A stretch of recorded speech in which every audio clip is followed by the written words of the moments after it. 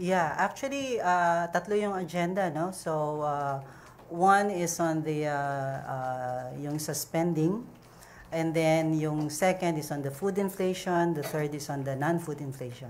So, yung sa spending, ni-report ng DBM, yung naging progress natin. Actually, for this third quarter, mataas ang naging spending ng mga ahensya.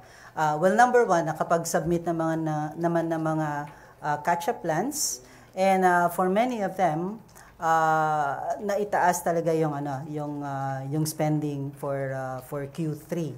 So we're expecting yeah, actually that's until end September na pala yung datos nila.